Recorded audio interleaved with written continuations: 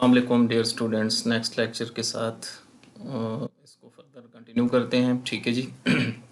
हम पढ़ रहे the elements of genetic engineering के हवाले से हम पढ़ रहे थे। रिकम्बिनेंट डीएनए टेक्नोलॉजी हमने स्टार्ट किया था। इस लेक्चर को फर्दर कंटिन्यू करते हैं। अब हम देखते हैं कि कौन कौन सी टेक्निक्स हैं जिससे हम जीन ऑफ इंटरेस्ट को हासिल करते हैं। Techniques to get the gene of interest. सबसे पहला मेथड है isolation of gene from chromosome. उसके बाद सेकंड है केमिकल सिंथेसिस ऑफ जीन। उसके बाद थर्ड है synthesis of gene from the mRNA. उसके बाद फोर है सोनिफिकेशन मेथड। ये चार मेथड हैं जिससे हम जीन ऑफ इंटरेस्ट जो है हमारा उसको हासिल करते हैं। और उसके बाद फिर ये हमारा डिज़ायरेबल ट्रेट्स लाने वाला ये हमारा जीन ऑफ इंटरेस्ट है जिसको हम फोर मेथड से आइसोलेट करते हैं।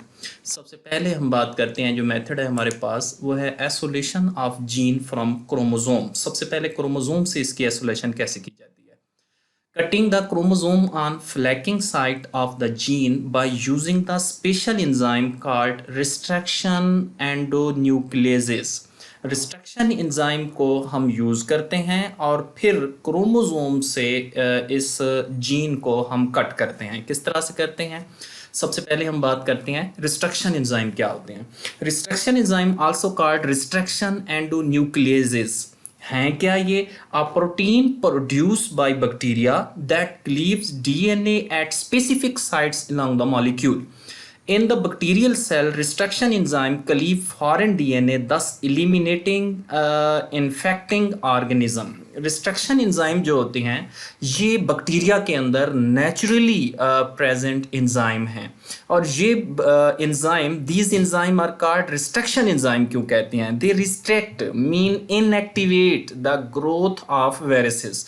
आप लोगों को पता है कि बैक्टीरिया जो हैं वो एक्ट करते हैं एज अ होस्ट और वायरसेस जो हैं वो पैरासाइट के तौर पे इन्फेक्ट करते हैं बैक्टीरिया को। तो इसमें कहता है they strict the growth of viruses so called restriction enzyme. ये तो नाम इनका पड़ गया रिस्ट्रक्शन एंजाइम। इनको कहते क्यों हैं क्योंकि ये वायरसेस की ग्रोथ को रिस्ट्रिक्ट करते हैं। जब virus as a parasite host यानी बैक्टीरिया को इन्फेक्ट करेगा तो ये अपना वायरसेस जेनेटिक मटेरियल जब इनकॉर्पोरेट करते हैं बैक्टीरिया के जीनोम के अंदर देन ये एंजाइम नेचुरली प्रेजेंट होती हैं और फिर वो क्या करते हैं वायरसेस की जो ग्रोथ होनी होती है क्योंकि वायरस अपना जेनेटिक मटेरियल इनकॉर्पोरेट जब कर देता है बैक्टीरिया के मटेरियल मतलब टेक ओवर कर लेता है फिर अपनी प्रोडक्ट बनवाने की कोशिश करता है तो ये नेचुरली एंजाइम जो होते हैं बैक्टीरिया के पास मौजूद होती हैं। फिर ये वायरसेस जो है उसकी ग्रोथ को क्या करते हैं रिस्ट्रिक्ट करते हैं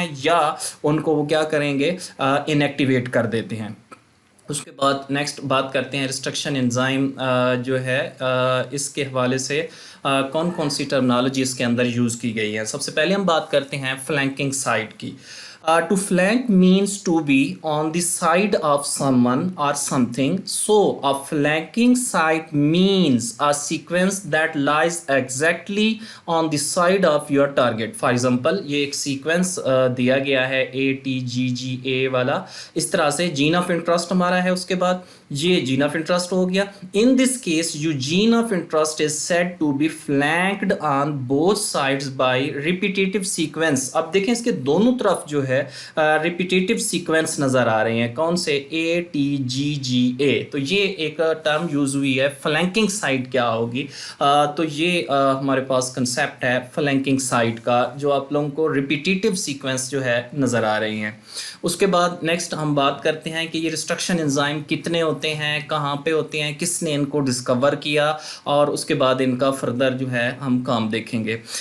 वो इसमें ये कहेगा कि more than 400 restriction enzyme have been isolated from bacteria that manufacture them.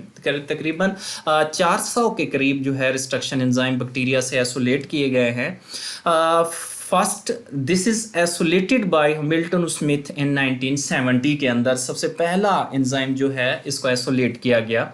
उसके बाद out of 400 destruction enzyme about 20 are used in recombinant DNA technology. जो हम जेनेटिक इंजीनियरिंग टेक्निक्स पढ़ रहे हैं उनमें से 20 जो है 400 में से 20 जो है उनको यूज़ किया जाता है।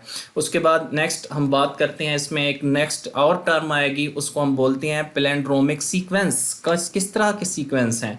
अ palindromic sequence is a sequence made up of nucleic acids within a double helix of DNA and or RNA that is same when read from 5 prime से 3 prime and on one strand and 3 to 5 on the other. देखें, दो strand double helical structure के अंदर हैं, एक 5 से 3 है और दूसरा 3 से 5 है। अगर इसको हम रीड करें तो इसमें ये कहेगा कि these when these are read from 5 to 3 and 3 to 5 these are same। किस तरह से कहता है? कंप्लीमेंट्री होते हैं ये स्ट्रैंड जो हैं। It is also known as palindromic या इन्वर्टेड रिवर्स सीक्वेंस जो है ये भी कहलाएगा। इसके लिए कुछ कॉमन एग्जांपल जो है मैं वो दूंगा, इसमें कौन कौन सी हैं और वो नीचे दी गई हैं। तो इस सीक्वेंस के अंदर कितने न्यूक्लियोटाइड हैं? It's sequence of 4 to 6 nucleotide. ये तकरीबन 4 से 6 न्यूक्लियोटाइड का सीक्वेंस होता है जो दोनों तरफ से इसको रीड करें सेम होगा। कैसे? ज़रा एग्जांपल मैंने कॉमन दी हैं। देखिए, लफ्ज़ मैडम है, अगर आप इसको मतलब लेफ़्ट से राइट जिस तरह से पढ़ेंगे मैडम ही पढ़ा जाएगा। ठीक है, इसमें आप लोग यहाँ से देखें MADAM, अगर इधर से पढ़ें MADAM। इसी तरह से ओप्पो मोबाइल जो है, ओप्पो कंपनी आप लोग अच्छी तरह से वाकिफ़ हैं इससे, इसको भी अगर पढ़ें तो दोनों तरफ से सेम है। इसके बाद नेक्स्ट एग्जांपल दी गई है सिविक के अंदर। देखें, जिस तरह दोनों तरफ से राइट टू लेफ़्ट जैसे आप लोग पढ़ेंगे वो सेम है। तो इसी तरह ये कुछ कॉमन एग्जांपल आप लोगों को समझाने के लिए दी गई हैं। तो हमारा जीनोम जो है, जो डीएनए है, जो आरएनए है, उनके अंदर सेम इसी तरह के सीक्वेंस जो है वो पाए जाते हैं। इन सीक्वेंस को हम बोलते हैं पैलिंड्रोमिक सीक्वेंसेस। नेक्स्ट इसकी कुछ एग्जांपल डिस्कस की गई हैं इन पैलिंड्रोम्स की। ज़रा देखें, ये हमारे पास डबल स्ट्रैंडेड डीएनए का मॉलिक्यूल दिया गया है जिसमें पैलिंड्रोम लिखा हुआ है। ज़रा इसके सीक्वेंस देखें, TTAGCAC एक दिया गया है, उसके बाद नीचे भी दिया गया है CACGATT। अब अगर आप देखें तो दोनों तरफ से ये सेम सीक्वेंसेस हैं। मिरर रिपीट इसका दिया गया है, ज़रा देखें TTAGCAC और उसके बाद यहाँ से भी TTAGC एंड C। इसी तरह के सीक्वेंस जो है ये पाई जाती हैं, इनको हम पैलिंड्रोम बोलते हैं या this sequences are called palindromic sequences कहलाएंगे। उसके बाद जब ये रिस्ट्रक्शन एंजाइम क्रोमोसोम से जीन को कट करेगा, हमारे जीन ऑफ इंटरेस्ट को कट करेगा, तो दो तरह के एंड्स जो है वो प्रोड्यूस होती हैं। एक एंड जो है उसको हम स्टिकी एंड्स कहते हैं और उसके बाद दूसरा ब्लंट एंड्स जो है वो भी प्रोड्यूस होते हैं। तो सबसे पहले हम बात करते हैं कि ये स्टिकी एंड्स क्या हैं, किस तरह से हैं ये। These are overhanging stretches called sticky ends on each strand। Her strand किससे मतलब डबल स्ट्रैंड है, नीचे एग्जांपल जो है वो दी गई है। तो ये स्टिकी एंड्स जो है किस तरह के हैं? These are called sticky ends because they form hydrogen bonds with their complementary cut counterparts। जब से इसको कट किया जाता है तो ये सिंगल स्ट्रैंडेड रह जाते हैं एंड। इन एंड को हम स्टिकी एंड्स कहते हैं। अब इनका काम क्या है, किस तरह के ये सीक्वेंस आते हैं? तो वो कहता है कि ये हाइड्रोजन बॉन्ड बनाते हैं। This stiffness of these ends facilitates the action of the enzyme DNA ligase। जब हम जीन ऑफ इंटरेस्ट आइसोलेट कर लेते हैं और उसके बाद इस जीन ऑफ इंटरेस्ट को जब किसी दूसरे जीनोम का पार्ट बनाने के लिए हम जाएंगे तो ये सिंगल स्ट्रैंडेड कंप्लीमेंट्री एंड जो होते हैं वहाँ हाइड्रोजन बॉन्ड बनाने के लिए और डीएनए लाइगेज की मदद से उस जीन ऑफ इंटरेस्ट को फिट करने के लिए ये स्टिकी एंड्स जो होती हैं हेल्पफुल होती हैं। ठीक हो गया। नीचे एग्जांपल दी गई है, जरा देखें, डबल स्ट्रैंडेड डीएनए का मॉलिक्यूल है जिसको AATTC दिया गया है सीक्वेंस। जरा नीचे देखें तो ये आप लोगों को सिंगल स्ट्रैंडेड पार्ट नजर आएंगे। देखें, इधर से ये सिंगल स्ट्रैंडेड है, ऊपर से ये सिंगल स्ट्रैंडेड है और ये मतलब इधर सिंगल स्ट्रैंड बना, इधर से भी सिंगल स्ट्रैंड बना। तो वो एंड जो जहां से सिंगल स्ट्रैंडेड रहे और कंप्लीमेंट्री रहे, इस तरह के एंड्स को हम स्टिकी एंड्स कहते हैं। इसके बाद दूसरे भी कुछ एंड्स बनते हैं जिनको हम ब्लंट एंड्स कहते हैं। वो किस तरह के हैं, जरा इनको देखते हैं। Blunt ends blunt end and ending in DNA in which both strands of the molecule stop at the same base pair so that no single strand protrudes। इसमें सिंगल स्ट्रैंड जो है वो ना बने, और जब इसको हम कट करते हैं दरमियान से तो वो सेम साइज के दोनों स्ट्रैंड बन जाएं, कोई कंप्लीमेंट्री इसमें सिंगल स्ट्रैंड नजर ना आए, इस तरह के एंड्स को हम ब्लंट एंड्स कहते हैं। ठीक है, आप लोगों के लिए एक क्वेश्चन भी है यहाँ पे जो आप लोगों ने एक असाइनमेंट के तौर पे नेक्स्ट इसको देखना है कि अच्छा हमारे लिए फायदेमंद जो होते हैं वो स्टिकी एंड्स होते हैं। ठीक है, ब्लंट एंड्स क्योंकि ये अगर सेम साइज के बन गए और इन्होंने दूसरे जीनोम के अंदर फिट नहीं होना, क्योंकि सिंगल स्ट्रैंड तो होगा ही नहीं जहां से वो बॉन्डिंग बनेगी।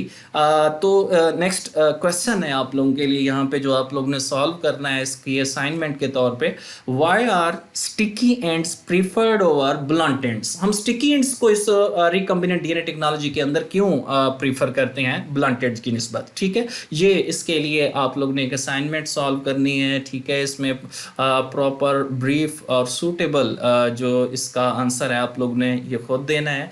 यहाँ पे क्वेश्चन जो है ये बना कि स्टिकी एंड्स और ब्लंट एंड्स के हवाले से। ठीक है, नेक्स्ट हम कंटिन्यू करते हैं। Blunt ends and sticky ends दिए गए हैं। अच्छा, ये आप लोगों को नजर आ रहे हैं, ये रिस्ट्रक्शन एंजाइम है डिफरेंट। ठीक हो गया, और उसके बाद जरा देखें यहाँ पे मैंने एग्जांपल में कोट किया कि ये ALU और I और उसके बाद HAE ये ब्लंट एंड प्रोड्यूस करते हैं, और आप लोगों को ब्लंट एंड नज़र आ रहे हैं सेम मतलब जगह पे कट किया गया ऊपर और नीचे, और इसी तरह से स्टिकी एंड्स आप लोगों को नज़र आ रहे हैं कुछ डिस्टेंस के ऊपर कट किया ऊपर से और उसके बाद नीचे जहाँ सीक्वेंस को उसने मतलब रिकॉग्नाइज किया। ठीक है, तो ये स्टिकी एंड्स और ब्लंट एंड्स की कुछ एग्जांपल आप लोगों को यहाँ पे दी गई हैं। नेक्स्ट क्वेश्चन को आप लोगों ने फोकस करना है कि ब्लंट एंड और स्टिकी एंड्स प्रेफर किए जाते हैं ब्लंट एंड्स की निस्बत क्यों, ये आप लोगों ने आंसर करना है। तो यहाँ पे कुछ एग्जांपल कोट की गई हैं जो रिस्ट्रक्शन एंजाइम स्पेसिफिक हैं, इन्होंने जाके कट करना है।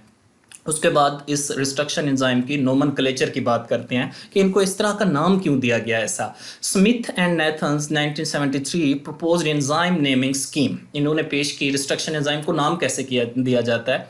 तो इसके लिए वो ये कहेगा कि 3 लेटर इसमें acronym for each enzyme derive from the source organism, वो ऑर्गेनिज्म जहां से इनको निकाला गया। देखिए मैंने ये कहा आप लोगों को कि रिस्ट्रक्शन एंजाइम बैक्टीरिया से आइसोलेट किए गए हैं, जिस बैक्टीरिया से इनको आइसोलेट किया गया उसके नेम से इनका नाम जो है वो डिराइव किया जाता है। कैसे? First letter from the genus. देखें एक सिस्टम था नेमिंग, बायोलॉजिकल नेम देने का, बैक्टीरिया को भी दिया गया, प्लांट्स को दिया जाता था, एनिमल्स को भी नाम हम देते थे। तो इसी तरह अगर आप लोग देखें कि वो हमारा साइंटिफिक नेम जो था, जो बायोलॉजिकल नेम था, वो 2 चीज़ों से मिलकर बना था, एक जीनस नेम और दूसरा स्पेसिफिक मीन स्पीशीज नेम। तो फर्स्ट लेटर जो है इस नोमेनक्लेचर के अंदर एंजाइम की वो जीनस से लिया जाएगा, उसके बाद एक लेटर, उसके बाद next 2 letter represent the species, 2 next letter add किए जाते हैं इसके अंदर, वो स्पीशीज से लिए जाते हैं। उसके बाद थर्ड चीज इसके अंदर है additional letter or number represent the strain or serotypes. वो स्ट्रेन के डिफरेंट स्ट्रेन्स होते हैं हमारे पास बैक्टीरिया के, जो जिस स्ट्रेन से उसको लिया जाता है तो इसी तरह से ये नाम बनता है। एक एग्जांपल यहाँ पे मैंने कोट की, द एंजाइम HIND2 दिया गया है was isolated from Haemophilus influenza, आप लोगों को पता है बैक्टीरिया है। अब देखें इसमें से जो H है वो हेमोफिलस से लिया गया और एक लेटर हमने लिया, और उसके बाद IN 2 लेटर जो है वो स्पीशीज से लिए जाते हैं। IN इन्फ्लुएंजा से IN हमने लिया, और ये D कहाँ से आ गया? मैंने आप लोगों को बताया है कि स्ट्रेन या सीरोटाइप जैसे D दिया गया है, तो इसी तरह से ये H from genus, IN from species and D from the strain या सीरोटाइप, और 2 आगे दिया गया है एडिशनल मतलब ये रोमन नंबर ऐड किया जाता है इनकी डिस्कवरी के ऊपर। अगर सबसे पहला मतलब डिस्कवर हुआ उसके लिए 1, और उसके बाद 2, और उसके बाद 3, इसी तरह से ये नेम दिया जाती है। तो ये एक नोमेनक्लेचर थी इन रिस्ट्रक्शन एंजाइम को किस तरह से नाम दिया जाता है। नेक्स्ट कुछ एग्जांपल कोट की हैं मैंने यहाँ पे, ज़रा देखें, इसकी डिस्क्रिप्शन भी देख लेते हैं। जैसे मैंने यहाँ पे आप लोगों को बताया HIND3 क्या था, first letter of the genus name Haemophilus से है, and first 2 letter of the species name influenza से लिए हमने। D जो यहाँ पे दिया गया है refers to the type of strain या सीरोटाइप जिसको हम कहते हैं। third identifies with the third enzyme discovered in that particular organism. उसी ऑर्गेनिज्म में से तीसरा एंजाइम है जिसको डिस्कवर किया गया। तो ये एक डिस्क्रिप्शन है नोमेनक्लेचर के लिहाज से। उसके बाद नेक्स्ट एग्जांपल भी मैंने कुछ कोट किए हैं, जरा देखें। After bacteria which produce them, जैसे इको R1 मोस्ट कॉमनली आप लोग पढ़ते आए हैं, इसको FSC के अंदर भी पढ़ा इसके बारे में, और ये मोस्ट कॉमनली यूज किया जाता है। जैसे इको R1 का बताया गया, जीनस इसके सर्शिया, स्पीशीज कोलाई था, स्ट्रेन R था, आर्डर इसका आइसोलेशन के अंदर 1 था। इसी तरह से हाइंड 3 दिया गया, हीमोफिलस इन्फ्लुएंजा स्ट्रेन इसका D बताया गया, और उसके बाद आर्डर के अंदर 3rd था इसका। और उसके बाद बैम H1 दिया गया बैसिलस से, और उसके बाद अमेलो H इसका स्ट्रेन है, 1 फर्स्ट जो है आर्डर है इसका, इसी तरह से। तो ये कुछ नोमेनक्लेचर के अंदर हमारे पास ये रिस्ट्रक्शन एंजाइम दिए गए हैं, और इनको कैसे नेम दिया जाता है, ये क्या नाम किस तरह से बनता है, इसकी कुछ डिस्क्रिप्शन थी। फर्दर कुछ एग्जांपल और भी कोट की हैं इसके बारे में मैंने रिस्ट्रक्शन एंजाइम की। देखें इको R1 है, इस सर्शिया कोलाई से लिया गया, और ये किस सीक्वेंस को रिकॉग्नाइज करेगा, ठीक है। जैसे यहाँ पे 5 से 3, 3 से 5 एक दिया गया GA, और इधर से भी GA है, जहाँ पे ये GA डबल स्टैंड के अंदर देखेगा वहीं से कट कर देगा, और उसके बाद नीचे वाले स्टैंड के अंदर भी ऐसे ही करेगा, जहाँ पे GA देखेगा वहीं से कट करेगा। इस वजह से इसको ये स्पेसिफिक है ये कट करने के लिए। उसके बाद टैग दिया गया, थर्मस एक्वेटिकस से दिया गया, TC को रिकॉग्नाइज करेगा ये DNA के सीक्वेंस के अंदर। इसी तरह से हाइंड 3 दिया गया, हीमोफिलस इन्फ्लुएंजा से AA को रिकॉग्नाइज करेगा। स्पेसिफिक हर एंजाइम की रिकॉग्निशन साइट जो है वो स्पेसिफिक है।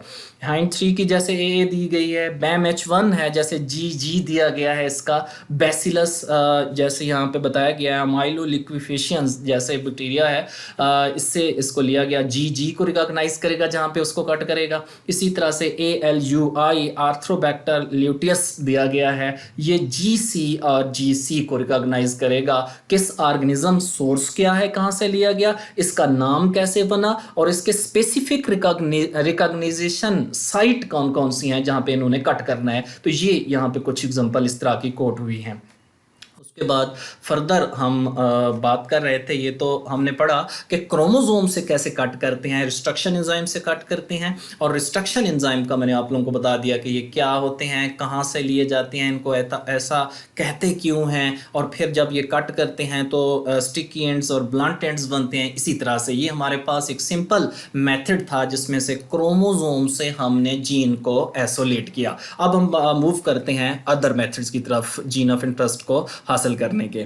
दूसरा मेथड हमारे पास जो है उसको हम केमिकल सिंथेसिस ऑफ जीन भी कहते हैं। केमिकल मेथड है क्या ये? Chemically synthesis of a gene is the process of synthesising an artificially designed gene into a physical DNA sequence by chemical method.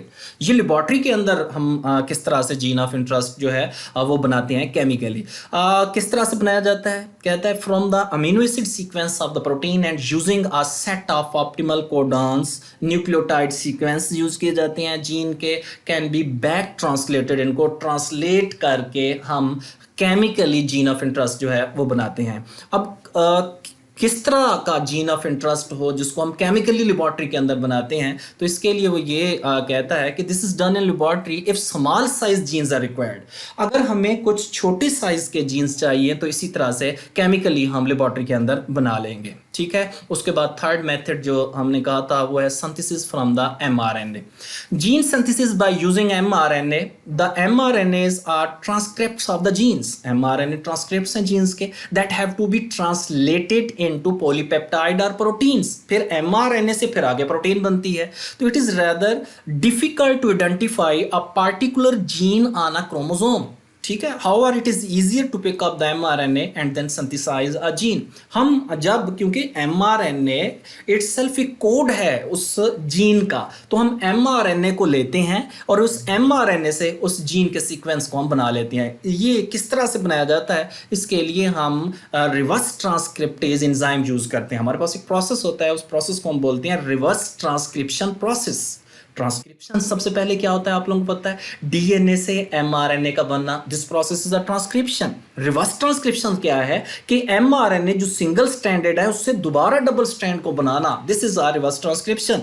और इस रिवर्स ट्रांसक्रिप्शन के लिए हमें एक एंजाइम चाहिए, उस एंजाइम को हम बोलते हैं रिवर्स ट्रांसक्रिप्टेज एंजाइम, इसको यूज किया जाता है। और उसके बाद कंप्लीमेंट्री डीएनए जो इससे बनेगा, उस डीएनए को हम कंप्लीमेंट्री डीएनए या सी डीएनए भी कहते हैं। सी स्मॉल डीएनए आप लोग कभी पढ़ा हो इस तरह से, जिसको हम सी डीएनए कहते हैं। तो ये इस तरह से बनते हैं। तो ये हमारे पास एक तीसरा मेथड था जिसमें से हम एमआरएनए से जीन ऑफ इंटरेस्ट जो है वो बना लेंगे। उसके बाद फोर मेथड हमारे पास है, उसको हम कहते हैं सोनिफिकेशन मेथड। सोनिफिकेशन मेथड क्या है इसकी हम बात करते हैं। It's generation of small DNA fragments by mechanical sharing. Mechanically हम किस तरह से बनाते हैं जीन ऑफ इंटरेस्ट को।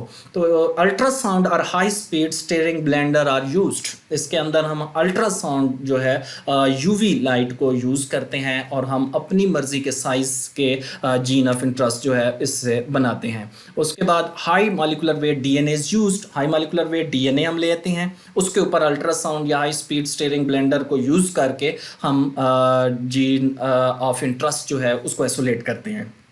अब इसमें it is produced DNA fragments of certain size, different size के इसमें बनते हैं। उसके बाद ये कहेगा sharing results in random breakage of the DNA, क्योंकि इसमें हम मैकेनिकली ब्रेक कर रहे हैं डीएनए को, तो रैंडम ब्रेकेज से हमारे जो जीन ऑफ इंटरेस्ट हैं वो बनेंगे। वो इसमें शॉर्ट भी बनते हैं, सिंगल स्ट्रैंडेड रीजन्स जो है वो इस तरह से बनते हैं। तो ये मेथड जो है, इस मेथड्स को हम बोलते हैं sonification method to get the gene of interest. ठीक हो गया। यहाँ तक ये किस तरह से हम जीन ऑफ इंटरेस्ट बनाते हैं, चार मेथड हमारे पास ये थे जो हमने डिस्कस किए। अब हमने जीन ऑफ इंटरेस्ट ले लिया। अब उसके बाद जब जीन ऑफ इंटरेस्ट हम आइसोलेट कर लेंगे, फिर इस जीन ऑफ इंटरेस्ट को हमने किसी वेक्टर के अंदर इंट्रोड्यूस करना है, जो हम नेक्स्ट लेक्चर की तरफ जाएंगे। ठीक है, अल्लाह हाफिज़, थैंक यू।